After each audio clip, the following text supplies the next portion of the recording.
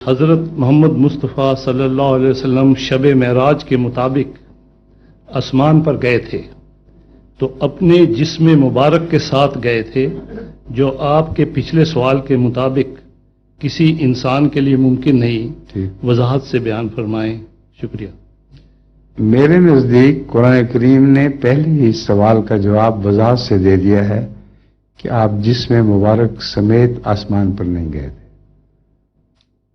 بلکہ یہ ایک روحانی سفر تھا۔ چنانچہ فرمایا وَمَا كَذَبَ الْفُؤَادُ مَا رَأَىٰ، کہ دل نے جھوٹ نہیں بولا جو اس نے دیکھا۔ تو دل کا سفر روح کا سفر ہے اصل میں۔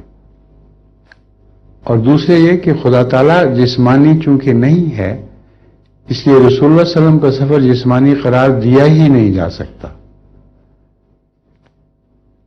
اسریٰ بعبدہ لیلاً، قرآن کریم فرما رہا ہے کہ خدا سے ملنے گئے تھے تو خدا تو ساتھ لے کر چلا تھا، اس لیے قرآن کے اس بیان کو کہاں لے جائیں گے؟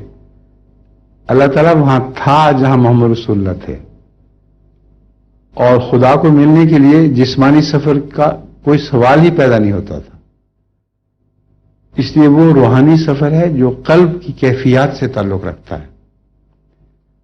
میرے نزدیک اور جماعت احمدیہ کا یہی عقیدہ ہے کہ قلب محمد مصطفیٰ صلی اللہ علیہ وآلہ وسلم ہی وہ سب سے بلند ترین، ایک یوں کہنا چاہیے کہ قلب محمد مصطفیٰ صلی اللہ علیہ وسلم ہی وہ عرش عظیم ہے جس پر خدا کا نزول ہوا، اور اس عرش عظیم نے جو کچھ دیکھا وہ قلب محمد نے دیکھا تھا، جیسا کہ فرمایا ما کذب الفؤاد ما رأى، اور یہی معراج ہے۔